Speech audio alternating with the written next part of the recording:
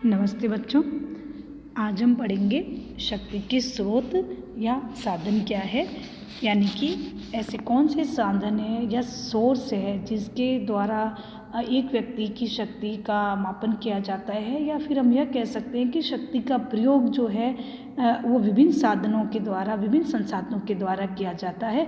और ये जो भी साधन है जो शक्ति के प्रयोग में काम आते हैं, उनका आपस में सापेक्ष महत्व है, यानी कि निरपेक्ष महत्व नहीं है। हम जो भी साधन पढ़ेंगे शक्ति के, उसमें जैसा कि हमने शक्ति और प्रभाव का संबंध पढ़ा था कि किस प्रकार शक्ति और प्रभाव का जो संबंध है, क्योंकि शक्ति एक तरह से अस्पष्ट होती है, अनिश्चित होती है, असंगठित होती है, लेकिन स्पष्ट होती है, निश्चित होती है, संगठित होती है, लेकिन प्रभाव अपने आप में अनुन्यात्मक होता है, उस मनोवैज्ञानिक होता है प्रभाव। लेकिन शक्ति का जो हमने पढ़ा कि उसके जो अर्थ पढ़ा कि किस प्रकार दूसरों के व्यवहार को प्रभावित, नियंत्रित और निर्देशित करने की क्षमता का नाम शक्ति है। तो उस आधार पर शक्ति के जो विभिन्न स्रोत है, जो साधन है जिसके द्वारा एक व्यक्ति अपनी शक्ति का प्रयोग करता है या उसको बढ़ाता है, तो शक्ति के सोर्स के आधार पर, जैसे कि हमने पढ़ा था शक्ति की परिभाषा में, और उसके आधार पर यह निष्कर्ष निकलता है कि शक्ति 3 प्रकार की होती है: राजनीतिक शक्ति, आर्थिक शक्ति और शारीरिक शक्ति।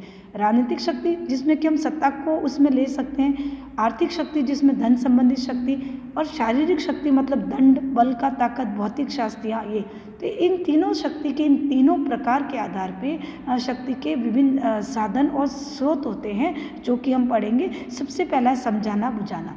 जैसे कि शक्ति का प्रयोग करने में, या जो अपनी शक्ति का प्रयोग दूसरे पर कर रहा है, तो उसमें सबसे पहले वो समझाना, किसी व्यक्ति को समझाना, यानी कि जो पुराने काल में हम कहते थे साम मतलब समझाना बुझाने से अगर कोई व्यक्ति आपके व्यवहार से प्रभावित हो रहा है या नियंत्रित हो रहा है, या हम उस पर अपनी शक्ति का प्रयोग कर रहे हैं समझाने से, तो वो शक्ति का एक सोर्स होता है समझाना, अपने प्रभाव का प्रयोग करना। तो शक्ति का सबसे आसान तरीका इसको माना जाता है कि हम किसी के विचार को समझा कर भी बदल सकते हैं। तो इसका प्रयोग हम आंतरिक राजनीति में भी करते हैं और अंतर्राष्ट्रीय राजनीति पर भी करते हैं। सर्वप्रथम समझाने की एक कला है कि हम समझाने के द्वारा किसी की शक्ति को कितना, किसी के व्यवहार को कितना नियंत्रित कर सकते हैं। दूसरा संगठन, जैसा कि हमने पढ़ते आए हैं कि संगठन में ही शक्ति होती है। तो संगठन की शक्ति भी बहुत बड़ी, मतलब एक संगठन जितना आकार में बड़ा होगा या जितना संगठित होगा, तो उसको हम शक्तिशाली मानेंगे। हालांकि हम केवल आकार से ही किसी की शक्ति का निर्धारण नहीं कर सकते, लेकिन फिर भी कि संगठन में शक्ति होती है। इस संगठन अगर व्यक्तियों का समूह यूनाइटेड है, संगठित है, तो वो उसकी शक्ति बहुत ज़्यादा होगी, वो अपनी शक्ति का बहुत अच्छे से प्रयोग कर पाएगा। लेकिन अगर कोई व्यक्ति यूनाइटेड नहीं है, संगठित नहीं है या समूह में नहीं है, तो उसकी शक्ति अवश्य कम होगी। तो संगठन को भी शक्ति का एक सोर्स माना जाता है। तीसरा आर्थिक शक्ति या धन। आर्थिक शक्ति और धन को भी शक्ति का एक बहुत बड़ा सोर्स माना जाता है कि जिसके पास जितना आर्थिक संसाधन है, आर्थिक पावर है या धन संबंधी ताकत है, वो उतना ही शक्तिशाली माना जाता है। हालांकि धन के आधार पर हम शक्ति का निर्धारण नहीं कर सकते, क्योंकि जैसा कि हमने प्रभाव में पढ़ा था कि प्रभाव एक ऐसा तत्व है जो व्यक्ति को प्रभावित करता है, उसमें ज़रूरी नहीं है कि धन हो। लेकिन शक्ति में चूँकि एक व्यक्ति, जैसे हम देखें कि राजनीतिक स्तर पर भी हम देखें कि जिसके पास धन की ताकत है, आर्थिक ताकत है, वो अपने आप को महत्वपूर्ण रूप से राजनीतिक व्यवस्था में स्थापित कर सकता है। अंतर्राष्ट्रीय स्तर पर देखें कि कोई देश आर्थिक रूप से सशक्त है, जिसकी आर्थिक शक्ति जो बहुत आर्थिक रूप से बहुत शक्तिशाली है, तो वो अंतर्राष्ट्रीय स्तर पर अपनी बात बनवाने के लिए किसी को भी बाध्य कर सकता है। तो धन की शक्ति जिसमें कि प्रलोभन है, लालच है, या किसी प्रकार का किसी को पुरस्कार देना है, या कोई आर्थिक सहायता का लालच है। जैसे कि द्वितीय विश्व युद्ध के बाद अमेरिका ने विभिन्न छोटे छोटे देशों को आर्थिक सहायता देने की नीति अपनाई थी। तो ये धन की शक्ति, आर्थिक शक्ति जो है, वह भी शक्ति का एक सोर्स मानी जाती है, लेकिन अकेला सोर्स नहीं है। चौथा तत्व है दंड शक्ति, भौतिक शक्ति या फिर बल कभी कभी बल के द्वारा भी शक्ति का प्रयोग किया जाता है, हम यह कह सकते हैं कि शक्ति को बढ़ाया जा सकता है। तो विभिन्न भौतिक शास्त्रियाँ हैं, विभिन्न अस्त्रों का प्रयोग है। दंड में भौतिक शास्त्रियों में विभिन्न अस्त्र शस्त्र आ जाते हैं, जिसके द्वारा किसी व्यक्ति को मतलब बल के द्वारा, हिंसा के द्वारा किसी व्यक्ति पर दबाव बनाकर उस पर अपनी शक्ति का प्रयोग किया जा सकता है। तो अपनी शक्ति का जो प्रयोग है वो करने के लिए हम यह कह सकते हैं कि वो धन की शक्ति का प्रयोग जो है वो बल की शक्ति का प्रयोग जो है वो महत्वपूर्ण होता है। दंड के द्वारा धमकी देकर किसी को भौतिक शास्त्रों के प्रयोग के द्वारा उसकी किसी भी व्यक्ति को बाध्य किया जा सकता है। अपनी शक्ति का तो शक्ति के प्रयोग के साधन के रूप में बल का प्रयोग जो है वो आखिरी हथियार के रूप में किया जाता है, क्योंकि यह हथियार बहुत ही एक अंतिम विकल्प के रूप में इसका प्रयोग किया जाता है। या हम ये कह सकते हैं कि युद्ध के द्वारा, जैसे अंतर्राष्ट्रीय स्तर पर हम इसका इस शब्द का प्रयोग वो युद्ध के रूप में हम कर सकते हैं कि युद्ध के द्वारा किसी राष्ट्र को दबाने का प्रयास किया जाता है, तो वो भी शक्ति का एक स्वरूप होता है। फिर उसके बाद हम पढ़ते हैं विश्वास, क्योंकि विश्वास में भी बहुत ताकत होती है। तो कई व्यक्ति जो प्रभाव रखते हैं शक्ति के साथ साथ, वो विश्वास के द्वारा भी अपनी शक्ति का प्रयोग करते हैं। विश्वास कहते हैं ना, विश्वास में ताकत होती है।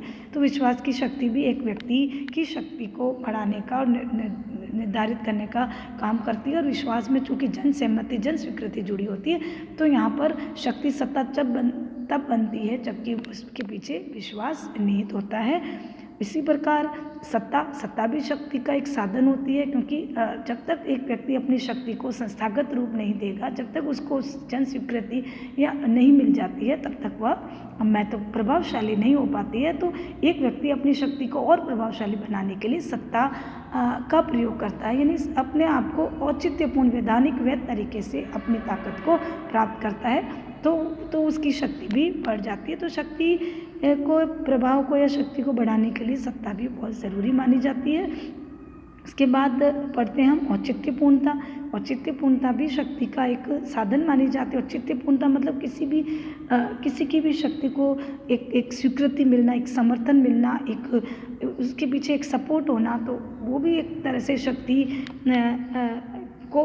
की वृद्धि करता है या शक्ति के प्रभाव को बढ़ाता है। तो इस प्रकार हमने शक्ति के विभिन्न साधन पढ़े अलग अलग, जो कि शक्ति के विभिन्न सोर्स है, और इसके विद्वानों के शक्ति का प्रयोग लाने वाले व्यक्ति उसका प्रयोग जो है बहुत महत्वपूर्ण रूप से करते हैं। तो अपने अंदर अगर कोई व्यक्ति शक्ति का प्रयोग करे, अन्य राज्यों के व्यवहार को नियंत्रित करने की सामर्थ्य को जब हम शक्ति कहते हैं, तो उस शक्ति का प्रयोग करने के लिए विभिन्न साधनों का या विभिन्न संसाधनों का प्रयोग किया जाता है, ताकि एक व्यक्ति अपनी शक्ति को बढ़ा सके। तो इस प्रकार हमने पढ़ा बच्चों। तो कि शक्ति के विभिन्न साधन होते हैं। शक्ति और सत्ता का संबंध क्या है? शक्ति और सत्ता को अक्सर एक मान लिया जाता है, हालांकि दोनों राजनीतिक व्यवहार की, राजनीतिक व्यवस्था के महत्वपूर्ण तत्व माने जाते हैं, लेकिन शक्ति और सत्ता में अंतर होता है। जैसा हमने पढ़ा, सत्ता शक्ति का एक सोर्स है। शक्ति और सत्ता दोनों राजनीतिक व्यवस्था में ज़रूरी है, क्योंकि बिना शक्ति के सत्ता प्रभावशाली नहीं बन सकती, और बिना सत्ता के शक्ति जो है वो औचित्यपूर्ण नहीं बन सकती। तो सत्ता आदेश देने की क्षमता का नाम है। शक्ति क्या है? दूसरों के व्यवहार को अपनी इच्छा अनुसार नियंत्रित, निर्देशित करने की क्षमता का नाम। लेकिन सत्ता में उच्च और अधीनस्थ का संबंध होता है, जिसमें उच्च अपने अधीनस्थ को आदेश देने की शक्ति रखता है। और सत्ता के पीछे हमेशा औचित्यपूर्णता निहित होती है, क्योंकि शक्ति सत्ता तभी बनती है जब उसके पीछे जन विश्वास है, औचित्यपूर्णता है।